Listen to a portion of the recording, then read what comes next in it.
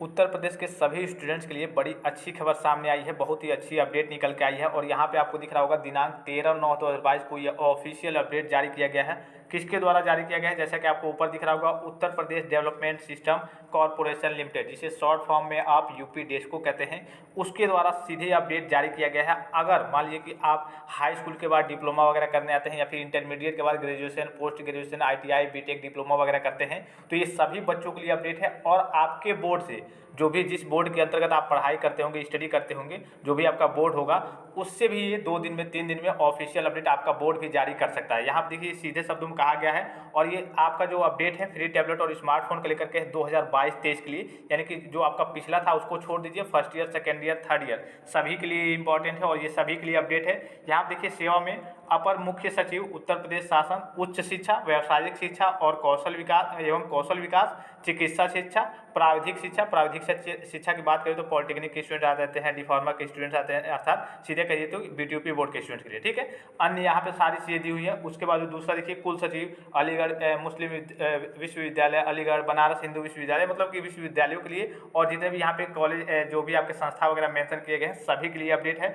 और अपडेट क्या है, यहाँ पर देखिए विषय की बात करें तो स्वामी विवेकानंद युवा सशक्तिकरण, इस नाम को सुनकर के बहुत सारे बच्चे टेंशन में पड़ गए होंगे कि स्वामी विवेकानंद युवा सशक्तिकरण क्या है। इसको भी मैं आपको बताता हूँ। स्वामी विवेकानंद युवा सशक्तिकरण योजना के सतत संचालन के लिए उपयोग किए जा रहे डिजी शक्ति वेब पोर्टल में उपलब्ध छात्र छात्राओं के डाटा को एडिट अपडेट करने की प्रक्रिया प्रारंभ करने हेतु पोर्टल को पुनः खोले जाने के संबंध में, यानी कि सीधे शब्दों में कह लीजिए, अभी मैं आपको बता दूंगा कि जो आपका स्वामी विवेकानंद युवा सशक्तिकरण है यह आपका फ्री टैबलेट और स्मार्टफोन का ही रूप है, यानी कि नाम उसका है। जैसे कि आप कहते होंगे कि हाँ फ्री टैबलेट स्मार्टफोन योजना, उसी तरीके से जो 2022-23 में आपका वितरण होने वाला है सभी बच्चों का, फर्स्ट ईयर, सेकेंड ईयर या फिर फाइनल ईयर, सभी का जिस तरीके से वितरण होगा उसका ये नाम है। इस बार ये नाम है स्वामी विवेकानंद युवा सशक्तिकरण योजना। जो आपका बिल वगैरह पास हुआ था वहाँ पे ये नाम मेंशन किया गया था, वहाँ पे प्रकाशित की गई थी। अभी सारी चीज़ें आपको नीचे मालूम चल जाएगी, ठीक है। यहाँ देखिए इस सारी चीज़ों को पढ़ने से जरूरत नहीं है कि 5 सालों के लिए लागू है, इस सारी चीज़ों को बताने की जरूरत है। जो मेन पॉइंट है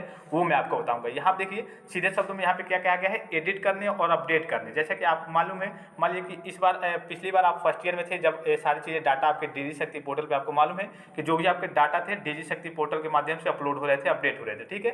तो जब आप फर्स्ट ईयर में थे तो आपका डाटा वहाँ पे अपडेट हो गया, अपलोड हो गया, ठीक है। उसके बाद से आपको मान लीजिए कि उस वक्त फ्री टैबलेट और स्मार्टफोन का लाभ नहीं मिल पाया और इस बार फिर से नए एडमिशन हुआ नए बच्चों का, वो भी फर्स्ट ईयर में आए हैं, नए बच्चे आए हैं। फिर से जो अब आप फर्स्ट ईयर में थे तब आप सेकेंड ईयर में इस बार चले गए हैं, तो सबके लिए यहाँ देखिए फिर से क्या किया जा रहा है, आप सभी बच्चों का डाटा हर एक, जैसे कि डिजी शक्ति पोर्टल पर अपडेट होता था, तो हर एक कॉलेजों को, हर एक इंस्टीट्यूट को निर्देश दिया गया है कि आप फिर से फर्स्ट ईयर से लेकर के सभी बच्चों का डाटा अपडेट करिए, वहाँ पे अपलोड करिए। और किस फॉर्म में अपलोड करना है यहाँ देखिए, जैसा कि आपको दिखाया गया है, छात्र छात्राओं का स्टेटस अपडेट जो कि निम्न 3 श्रेणियों के अंतर्गत होगा। पहला है प्रमोटेड या फिर पास। मान लीजिए कि स्टूडेंट्स, अगर मान लीजिए कि फर्स्ट ईयर की बात करें या फिर मान लीजिए कि आप फर्स्ट ईयर में थे पिछली बार, इस बार सेकेंड ईयर में आ गए हैं, तो प्रमोट हुए हैं या फिर पास हुए हैं, संस्थान छात्र छात्राओं के वर्तमान सत्र का चयन करेगा, मतलब कि किस सत्र में हैं आप, और फेल हुए हैं पिछली बार जब आपने एग्जाम दिया था, या फिर पास हुए हैं, उस हिसाब से जिनको देना होगा, मतलब कि प्रमोट हुए हैं या फिर पास हुए हैं। दूसरा ऑप्शन इसमें फेल का, या फिर आप फेल हुए हैं, हो सकता है कि फेल के बच्चों को न दिया जाए,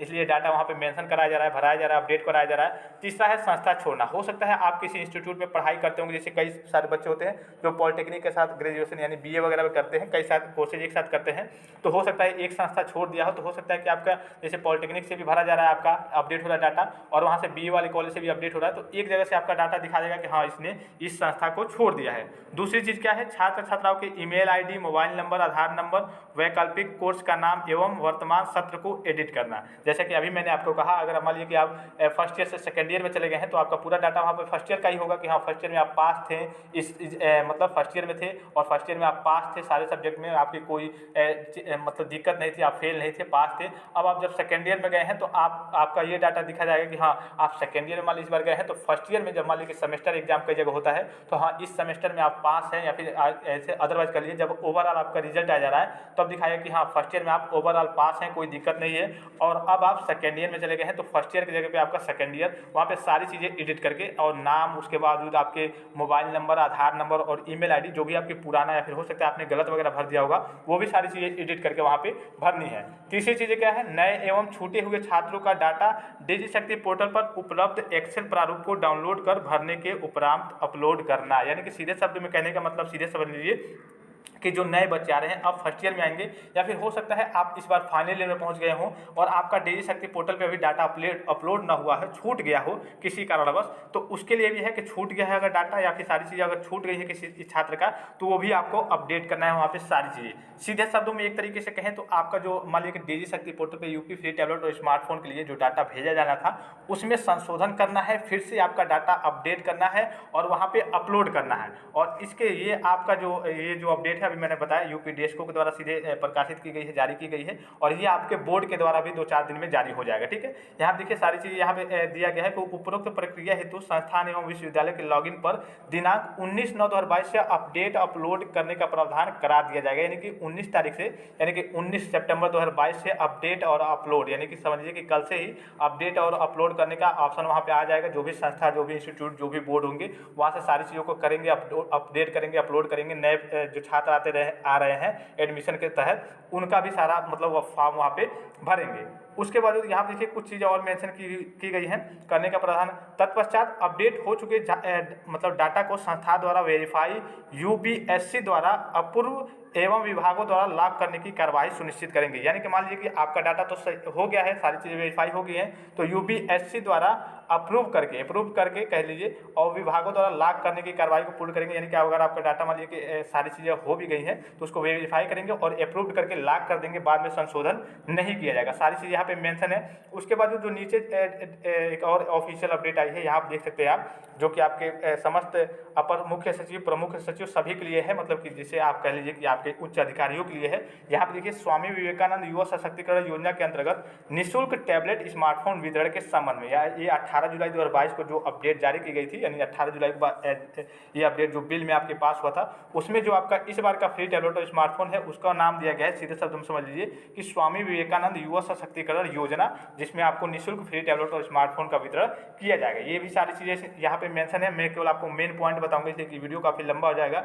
2 करोड़ देखिए, 2 करोड़ अथवा स्मार्टफोन का मतलब 2 करोड़ तक निःशुल्क स्मार्टफोन का वितरण किया जाएगा सभी के लिए, और इसका संकल्प लिया गया है। और देखिए दूसरा पॉइंट यहाँ देखिए, राज्य सरकार का उद्देश्य उक्त योजना के अंतर्गत युवाओं को टैबलेट स्मार्टफोन का मतलब निःशुल्क न दे करके सिर्फ उनको मतलब कि ये नहीं कि हाँ आपको निःशुल्क फ्री टैबलेट और स्मार्टफोन दिया जा रहा है, उसके बावजूद आपको शिक्षित भी यानी कि शैक्षिक बनाने का काम किया जा रहा है। ठीक है, उसके बावजूद एक और पॉइंट यहाँ पे है, यहाँ देखिए तीसरा पॉइंट, इस संबंध में शासन द्वारा सम्यक चित्रारोपांत निम्नोक्त निर्णय लिए गए हैं। यानी कि आप शासन द्वारा क्या निर्णय लिए गए हैं, यह योजना आगामी 5 वर्षों के लिए लागू की जा रही है। यानी कि 5 वर्षों के लिए, जैसे कि 1 साल आपका पिछला बीत गया, उसका नाम क्या था, उसका नाम था, यहाँ देखिए दूसरा है पायलट योजना। जो पहली बार आपको मिला था 2021-22 में, उसका नाम था पायलट योजना, और जो 2022-23 में मिलेगा उसका आपको यहाँ पे आपको दिख रहा होगा स्वामी विवेकानंद करके है, स्वामी विवेकानंद युवा सशक्तिकरण योजना। ठीक है, और जो पिछला था आपका वो पायलट योजना के नाम से था। बहुत सारे बच्चों को ये मालूम नहीं होगा। और कितना वितरण हुआ है, कितने करोड़ का प्रावधान किया गया इस बार, 673 करोड़ का। ये सारी चीज़ें वित्तीय वर्ष 2022-23 में यहाँ पर आपको दिख रहा होगा, यहाँ पे सारी चीज़ें मेंशन की हैं। ठीक है, उसके बाद लाभार्थियों का चयन कैसे किया जाएगा, ये भी सारी चीज़ें यहाँ पे दी हुई है। दूसरा पॉइंट यहाँ देखिए, यहाँ यह उल्लेखनीय है कि वर्ष 2021-22 में पाठ्यक्रम के अंतिम वर्ष में पोर्टल पर पंजीकृत अध्ययनरत छात्रों की संख्या के आधार पर डिवाइसेज उपलब्ध न होने के कारण सभी छात्रों को डिवाइसेज उपलब्ध नहीं कराई जा सकी। अतः डिजी शक्ति पोर्टल पर पंजीकृत पाठ्यक्रम के अंतिम वर्ष 2021-22 में अध्ययनरत मतलब पढ़े हुए छात्र, अध्ययनरत रहे ऐसे छात्र जो वर्तमान में उत्तीर्ण हो चुके हैं, यानी पास होकर कहीं चले गए हैं, तथा जिनको डिवाइसेज का वितरण विगत वर्ष नहीं किया जा सका है, उन्हें भी डिवाइसेज का वितरण प्राथमिकता के आधार पर इस वर्ष वित्तीय वर्ष 2022-23 में किया जाना है। ये बहुत अच्छी बात है। यानी कि अगर आप इस बार फाइनल ईयर में थे, सपोज किसी कारणवश आपको नहीं मिला है, किसी भी कोर्सेज की बात करें, तो आपको भी जब आपका फिर से 2-3 महीने में फ्री टैबलेट और स्मार्टफोन का वितरण होने वाला है, उसमें आपको बुला करके फिर से आपको फ्री टैबलेट और स्मार्टफोन का वितरण होगा। और रही बात, यहाँ पे सारी चीज़ें मेंशन की गई हैं। देखिए यहाँ पे पॉलिटेक्निक का नाम है, लाभार्थियों का चिन्हांकन प्रदेश के संबंधित विभागों के अधीनस्थ पॉलिटेक्निक, कौशल विकास मिशन, ITI आदि में बहुत सारे कोर्स, अभी मैंने आपको शुरू में ही सारी चीज़ें बता दी, इसमें कोई बताने की जरूरत नहीं है। तो यहाँ पे सीधे कहने का मतलब है, वीडियो काफ़ी लंबा हो जा रहा है, सीधे कहने का मतलब है कि आपके डिजी शक्ति पोर्टल पर हो सकता है आपका डाटा लॉक होगा पहले से, या फिर ब्लॉक हो गया होगा, ऐसे कह लीजिए। तो ब्लॉक होने का मतलब क्या है, अगर ब्लॉक हो गया होगा, 2 जगह से आप कोर्सेज वगैरह कर रहे होंगे, तो फिर से आप एक जगह से जाकर के बात करेंगे कि हाँ मेरा डाटा आप अपडेट ना करें, तो दूसरी जगह से आपका ऑटोमेटिकली अपडेट हो जाएगा और वहाँ से कोई दिक्कत नहीं होगी। और जो नए बच्चे हैं फाइनल ईयर में इस बार पास आउट होकर चले गए हैं, उनको भी मिलेगा, उनको भी टेंशन में पड़ने की जरूरत नहीं है। और ये सीधे अपडेट आपके यूपी डेस्को यानी कि उत्तर प्रदेश, यहाँ पे दिख रहा होगा आपको, यूपी डेस्को के द्वारा Uttar Pradesh development system corporation limited के द्वारा 13/9/2022 को जारी किया गया है। तो ये बहुत ही अच्छी खबर है और आने वाले 1-2 महीनों में आपका वितरण भी स्टार्ट हो जाएगा, कंपनियों को टेंडर दे दिया गया है। तो बहुत ही अच्छी खबर है सभी स्टूडेंट के लिए। सभी को वीडियो शेयर जरूर कर देंगे। अगर कोई डाउट हो तो आप कमेंट करके पूछ सकते हैं। फिलहाल इस वीडियो में इतना ही, इजाजत दीजिए, धन्यवाद, थैंक्स फॉर वॉचिंग। मिलते हैं नेक्स्ट वीडियो में।